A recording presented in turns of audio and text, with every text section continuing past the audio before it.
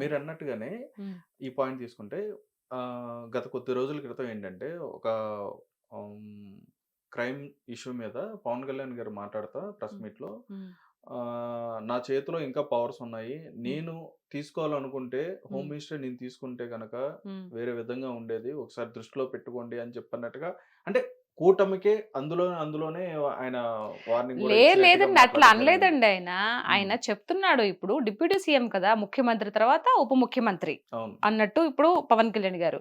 అంటే ఏంటంటే కొంచెం ముందు ఇప్పుడు మన అనిత గారు ఉన్నారు కదా! అవునండి. ఆలోచిస్తారేమో కొంచెం ఆలోచించుకోకుండా మీరు ఫార్వర్డ్‌గా ఎళ్లి ముందు చర్యలు తీసుకోండి అని హ్మ్. చెప్పడం అది సున్నితంగా చెప్పారు తప్పితే దాన్ని పెద్ద ఇది వీళ్ళు చేసిన ఇదనమాట ఇది. ఓకే. ఆవిడకి వార్నింగ్ ఇస్తున్నాడు. నువ్వు లేకపోతే నేను తీసుకుంటాను పవర్సు.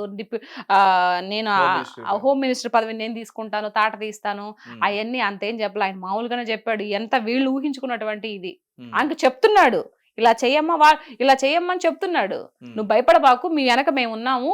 నీకు పవర్స్ ఉన్నాయి. నువ్వు చెయ్యి. దేనికి భయపడబాకు" అని చెప్పేసి ఆవిడకి చెప్తున్నాడు. ఓకే. దాన్ని వీళ్ళు ఇలా కన్వే చేశారనమాట. అదే అండి. అంటే చాలా మంది గూడా ఏమంటున్నారంటే, ఇప్పుడు నడుస్తున్న ఈ ప్రాసెస్ చూస్తుంటే, పవన్ కళ్యాణ్ గారు ఎక్కడ చూసినా గాని చాలా యాక్టివ్‌గా కనిపిస్తున్నారు. అవును. ఏదైనా సరే ఆన్ ది స్పాట్ డిసిషన్ అనేది కూడా తీసుకుంటున్నారు. అది హ్మ్. చాలా మంచి పద్ధతి కాదు అని చెప్పినట్టుగా మంచి పద్ధతి మాట్లాడుతున్నారు. ఏదేనండి. ముందు అంటే గెలవక అంత ముందు సినిమాటిక్‌గా చేస్తున్నారని చెప్పని అంటున్నారు మరి. సినిమాటిక్‌గా ఏం కాదు. హ్మ్. గెలవక ముందే చెప్పాడు గదా! ఆయన.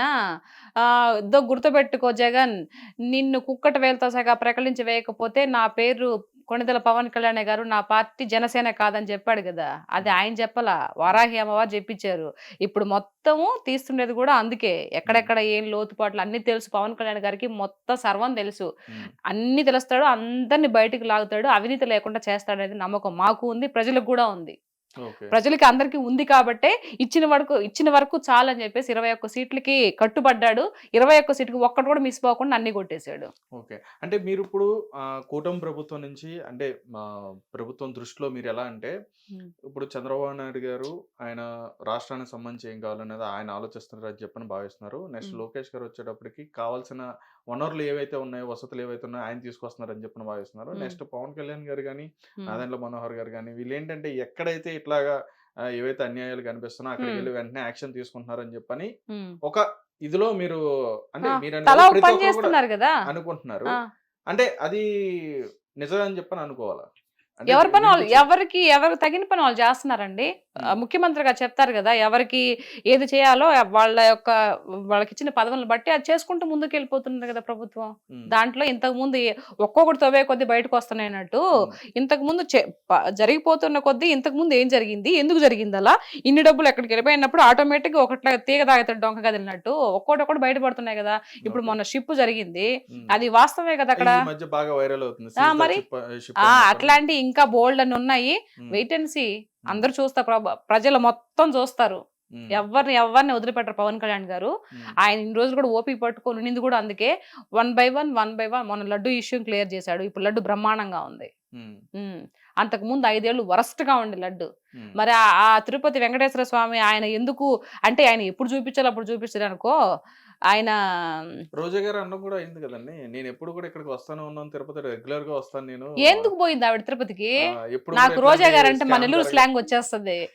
దేనికి పోయింది? ఒక 50 మందిని, ఒక 100 మంది వాళ్ళ దగ్గర టికెట్లు ఇది కళ్యాణం టికెట్లు డబ్బులు తీసేసుకొని వాళ్ళందరూ చూపించి రావడానికి పోయింది. డబ్బులు దుడ్ల కోసమే కదా ఆమె పోయిండేది. హుహు. ఏం చేసిందక్కడ? హ్మ్. లడ్డు ఎట్లుంది? ఎంత మాత్రం చేస్తున్నారు? ఎప్పుడన్నా పర్యవేక్షణ చేసిందా ఆవిడ? అసలు హ్మ్. అడగడం జరిగిందా? లేదు మన చేతికి దుడ్లు వచ్చినాయా? తీసుకున్నామా?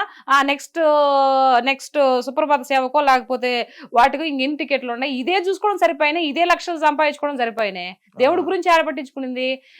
మనుషులు వదిలిపెట్టినా దేవుడు వదిలిపెట్టడండి. కరెక్ట్‌గా ఏదో ఒక రోజు కర్మ ఎవరిని వదిలిపెట్టదు. ఏదో ఒక రోజు మొత్తం బయటకి తీస్తాడు. వెంకటేశ్వర స్వామి అక్కడేమి ఆయన విగ్రహం గాదు. సాక్షాత్తు మనిషే ఆయన ఉండేది. మొత్తం ఈళ్ళు ఏం చేసేది మొత్తం చూస్తా ఉన్నాడు. ఏదో ఒక రోజు రిటర్న్ ఇచ్చేస్తాడు. అయితే ఇక్కడ కూటమి ప్రభుత్వం అనేది కక్షపూర్వకంగానే వైఎస్ఆర్‌సీపీని టార్గెట్ చేస్తుందని చెప్పని అనుకోవచ్చా? అది అబ్సల్యూట్‌లీ రాంగ్ అండి అసలు. హ్మ్. దాంట్లో ఎంత మాత్రం నిజం లేదు. హ్మ్. ఆహా! ఏదైతే అంటే ఇప్పుడు జరుగుతున్న ఈ అరెస్ట్‌ల కాడ్నుంచి గాని, లేదంటే ఇప్పుడు వాళ్ళు సంబంధించినయి తీసుకొచ్చి ఇట్లా సీల్ చేయడం గాని, ఇప్పుడు బయటకి తీసుకురావడం గాని సరే మీరు ఇట్లాంటివి చెప్పింది బానే ఉంది. హ్మ్. నేనొక మాట చెప్పనా? ఇప్పుడు నేను ముఖ్యమంత్రిగా ఉన్నానండి. మీరు మామూలుగా ఉన్నారు. నేను మిమ్మల్ని 100 తిడతా. మీరు నన్ను కేసు పెట్టలేరు, నన్ను కొట్టలేరు, తిట్టలేరు, ఎందుకంటే నేను ముఖ్యమంత్రి హోదాలో ఉన్నాను కాబట్టి నన్ను ఏం చేయలేరు మీరు. మీకు ఎప్పుడు అవకాశం వస్తుంది? పోనీ మీరు చెప్పండి. మిమ్మల్ని అన్యాయంగా కొట్టించా, అన్యాయంగా దుర్భాషలాడా, అన్యాయంగా మీ ఇంట్లో వాళ్ళని తీసుకొని వచ్చి విచ్చలవిడిగా మాట్లాడా, మీరు అప్పుడు ఏం చేయలేకపోయారు, నిస్సహాయ స్థితిలో మీరున్నారు. ఇప్పుడు ఇప్పుడు మీకు పదవి వచ్చింది, ఇప్పుడు మీరైతే ఏం చేస్తారు? నిజంగా మన ఇద్దరు కాన్వర్జేషన్లు జరుగుదాము, నేను ముఖ్యమంత్రిని మిమ్మల్ని అన్ని ఇది చేసేసాను, ఇప్పుడు మీకు ఆ పదవి మీకు వచ్చింది, ఇప్పుడు మీరేం చేస్తారు? నన్ను చేస్తారా లేదా? అంటే ఇప్పుడు అలా ప్రతిచర్య చేయడం వల్ల ఇది కక్షపూర్వకంగానే మారుతుంది కదా? కక్షపూర్వకంగా కాదు, ఆ విధంగా చేసి అది నీ యొక్క కుటుంబం గురించే కాదు, నిన్ను ఒక్కడిని అనట్లా, నేను నిన్ను ఇబ్బంది పెట్టాను, చుట్టుపక్కల ప్రజలను కూడా ఇబ్బంది పెట్టాను కదా, కార్యకర్తలను కూడా ఇబ్బంది పెట్టాను కదా. మార్ఫింగ్ మరి టీడీపీ మహిళని, జనసేన మహిళలు అందరికి మార్ఫింగ్లు చేసి వేరే ఇది ఫోటోలు పెట్టించి నానా గబరు పట్టించాం కదా. మరి ఇదంతా బాధ రావాలి అని అంటే, సొసైటీ మారాలి అని అంటే, ఇప్పుడు వాళ్ళు చేసిన వాళ్ళకి శిక్ష పడాలా లేదా? పడాలి కదా. పడకపోతే నీకు ఎలా మారుతుంది? అప్పుడు మమ్మల్ని మేము ఎంత చేసినా కూడా మమ్మల్ని ఏం చేయలేకపోయారులే, వీళ్ళు ఏం బేకలేరులే, ఉత్త వేస్ట్ అని చెప్పేసి నీకు గర్వం రాదా? ఆ చేసిన వాళ్ళకి ఇంకా ఇది రాదా? వాడు ఒకటి చేసినాడు ఇంక 4 చేస్తాడు, మమ్మల్ని ఏం అనట్లేదులే అని. ఇప్పుడు దాన్ని తగ్గించే నేపథ్యంలో ఉన్నారు తప్పితే ఎవరి మీద తప్పుడుగా కేసులు పెట్టి అదంతా ఉత్త బోగస్ అనమాట. కాకపోతే ఏంటంటే ఇప్పుడు ప్రభుత్వం మీద మొత్తం చూసుకుంటే, ప్రభుత్వం మీద ఎలా బురద జల్లాలా, ఎలా వీళ్ళని తొక్కేయాలా అని ఒక నేపథ్యం తప్పితే ఇంకేమీ లేదండి. అయితే శ్రీరెడ్డి గారు ఏం తప్పు చేశారండి? ఆవిడ కూడా మీకు మళ్ళీ అంటే ఒక పార్టీకి కట్టుబడి ఉండి ఆవిడ కూడా వాళ్ళ నాయకుడు ఇప్పుడు నాతో కంపేర్ చేస్తున్నారు.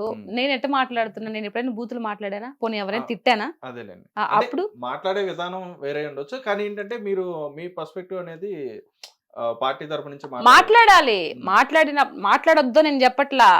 రాజ్యాంగం అందరికి ఇచ్చిన హక్కు, మాట్లాడే హక్కు. అది ఎంతవరకు లిమిట్స్ కొన్ని ఉంటాయి, అవి క్రాస్ చేయకూడదు. ఎక్కువ మించి వాళ్ళు పర్సనల్ మాట్లాడే, మీరు శ్రీరెడ్డి నేను పర్సనల్ చెప్పనవసరం లేదు పాపం ఆవిడ గురించి ఎంత మాట్లాడేది ఆవిడకి కూడా తెలుసు. నేను చాలా బూతులు మాట్లాడాను, విచ్చలవిడిగా ఘోరమైనటువంటి మాటలు మాట్లాడాను అందరినీ, నన్ను క్షమించండి అని చెప్పేసి ఆవిడ ఒప్పుకునింది కాబట్టే ఆవిడేం మాట్లాడింది తెలుస్తుంది. లేకపోతే క్షమాపణ చెప్పదు కదా. ఎందుకు నన్ను వదిలిపెట్టండి, నేను వాళ్ళు తప్పు చేశాను క్షమించండి అంటుంది. అనేసి తిట్టాలి అన్ని తిట్టేసి అన్ని, ఎందుకంటే క్రాస్ అయిపోయింది అన్నిటికన్నా. అంటే పెద్ద మాటలు మొదటి మాటలు మాట్లాడేసి ఈ రోజు నన్ను క్షమించండి అని అంటే ఎట్లా వదిలేస్తారు? ఇప్పుడు ఆవిడని శిక్షించకపోతే రేపు అందరు మాట్లాడేసి, నా బోటోళ్ళు వచ్చిన వాళ్ళందరూ బూతులు మాట్లాడేసి వీళ్ళు ఏం చేయరులే, ఒకసారి చెప్తే సరిపోద్దులే అనుకుంటే పశ్చాత్తాపం పడిన అది ఎట్లా అండి? తప్పు తప్పే, తెలిసి చేసినా తెలియక చేసినా తప్పు తప్పే, దానికి శిక్ష అనుభవించాల్సిందే, అది ఎవరైనా సరే. మరి అదే